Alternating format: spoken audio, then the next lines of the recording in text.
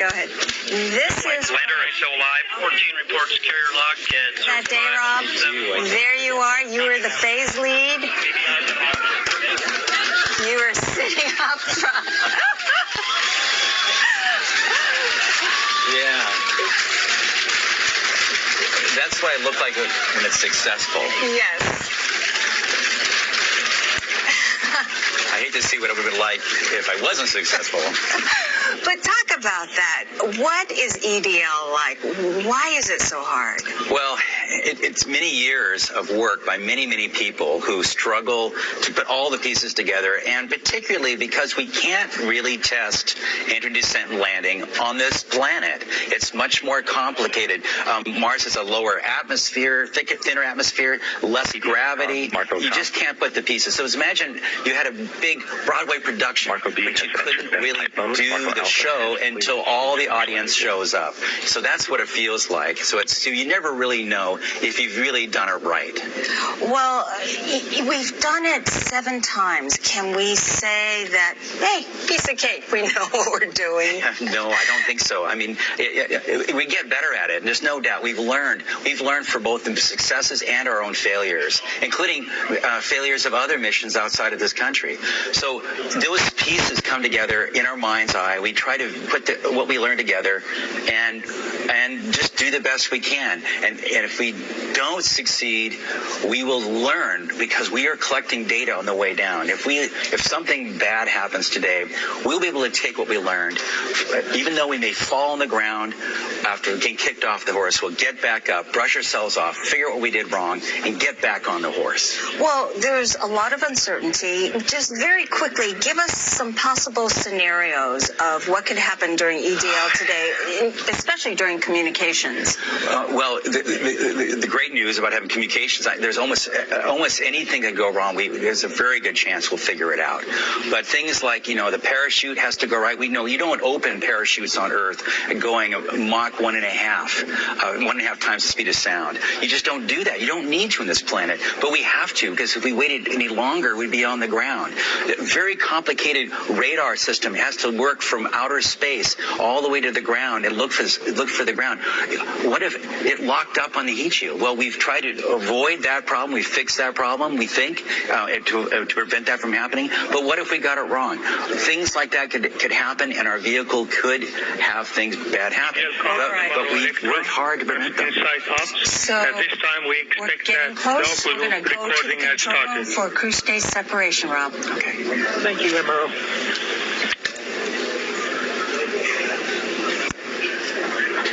I need to take off common. Yeah, yes.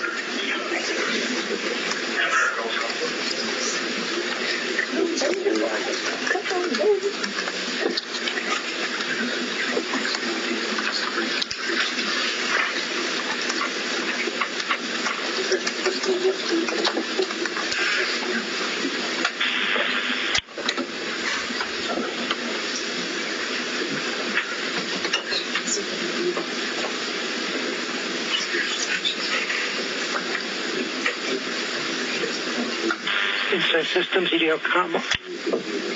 Go ahead. On Inside Court. At this time, MRO will have loaded their electric sequences. Marco is expecting carrier lock at any time. Marco B is reported there in bed pipe. Still waiting on A. Copy that. Thank you.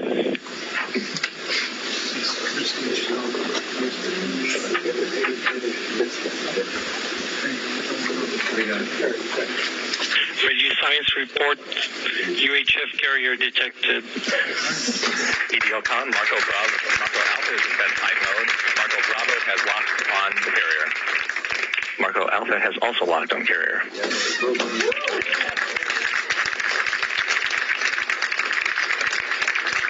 Systems Ace on Inside Cord.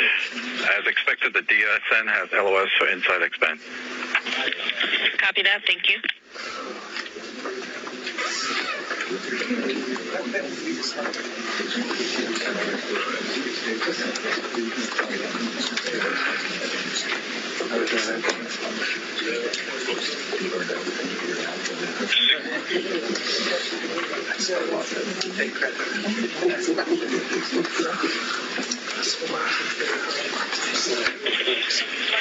All station Insight Systems on Insight Court. DSN has lost the X-band signal from Insight, indicated expected cruise stage separation.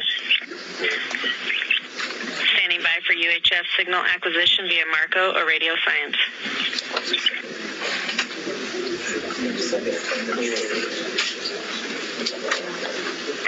We are about 5 minutes from entry and have confirmation we've lost the X-band signal from Insight. This was expected because we have transitioned from the antenna on the cruise stage to the UHF antenna on board the spacecraft. Ground stations have detected the UHF signal and Marco has locked on the signal. This confirms that Insight is transmitting UHF signals as expected. Insight telemetry through the Marco relay is not expected until about 2 minutes before entry.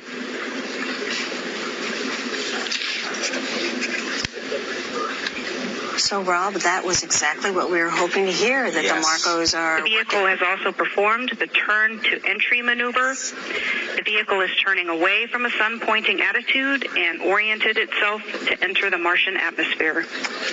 This is a big first step. Getting the cruise stage separated. It's now, after the vehicle turns itself to the right orientation, the cruise stage is now going to be get further and further away until it's about 3 or 4 football fields away, and will burn up in parallel as the vehicle enters Mars.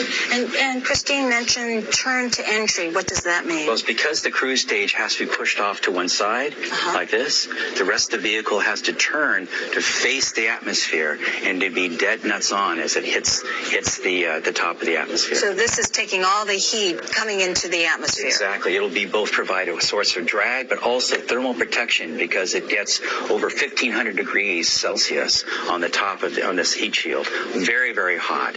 But on the inside of the heat shield, it's maybe only a fraction of a few degrees above room temperature. So it's a wonderful protective device to keep our lander safe. All right. So the next thing we're standing by for is entry. Getting to the top of the atmosphere, gradually slowing down. Right now, the vehicle's just now beginning to, very soon, we'll be beginning to feel the atmosphere touching it. Actually, entry is above the atmosphere slightly, so it's really not until a few, half a minute or so after entry, before we start really detecting the fact that that atmosphere is slowing us down. All right, we'll be standing by. Yes, exciting.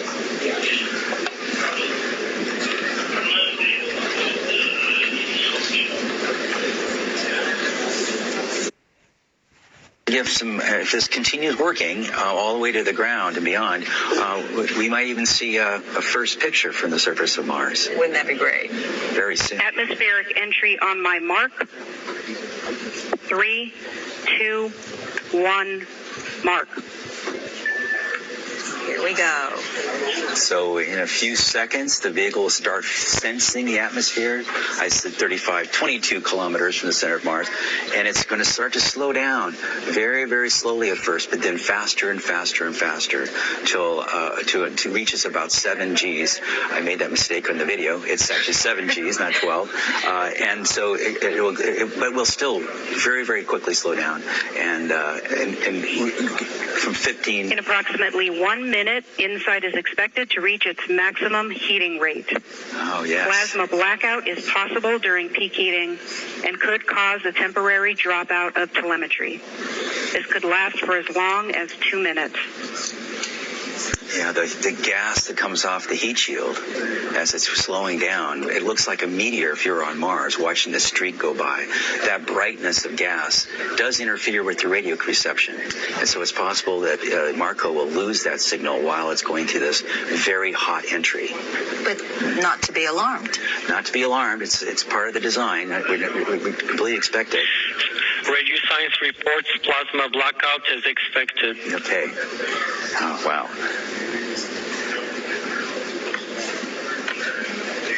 Ground stations have reported plasma blackout, still receiving Insight telemetry via Marco. Marco Alpha has carrier interruption. Insight should now be experiencing the peak heating rate. Portions of the heat shield may reach nearly 3,000 degrees Fahrenheit as it protects the lander from the heating environment. That's hot. Marco Bravo shows carrier interruption, but still in lock.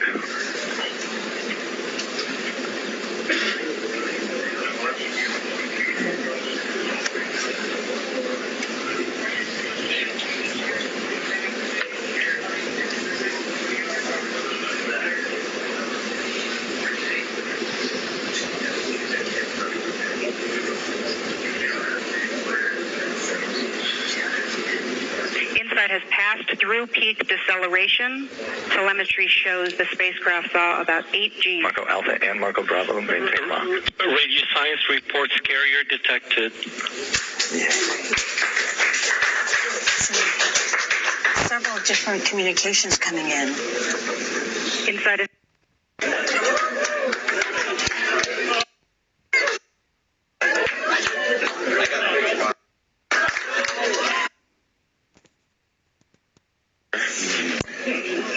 ground stations are observing signals consistent with parachute deploy. Marco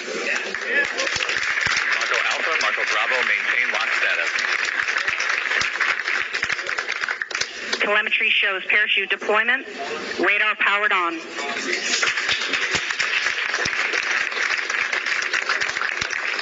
shield separation commanded.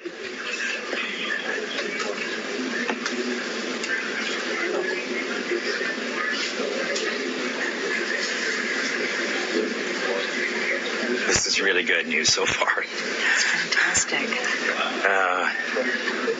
I'm on pins and needles. We have radar activation where the radar is beginning to search for the ground. Once the radar locks on the ground and InSight is about 1 kilometer above the surface, the lander will separate from the back shell and begin terminal descent using its 12 descent engines.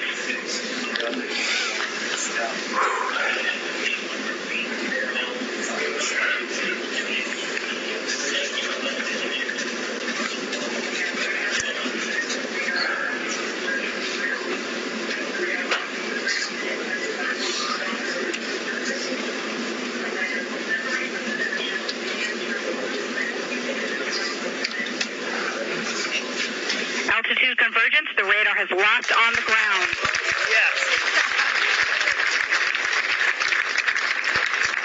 Standing by for lander separation. Carrier interruption on Marco Alpha and Marco Bravo. Lander separation commanded. Altitude 600 meters. Gravity turn. Altitude 400 meters. We're getting there. 300 meters. 200 meters. 80 meters. 60 meters. 50 meters. Constant velocity. 37 meters. 30 meters. 20 meters. 17 meters. Standing by for touchdown.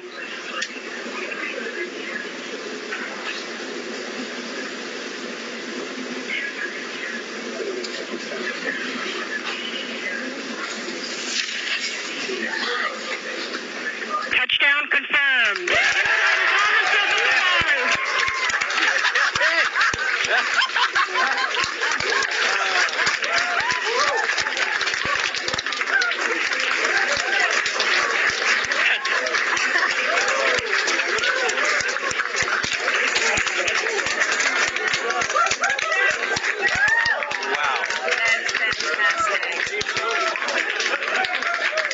This never gets old. No, it doesn't, Rob. Control what a room relief. just erupted. Fabulous. Fabulous. Hands of the Marco team there. You did great. Jim Breiser, one of the key designers at Lockheed.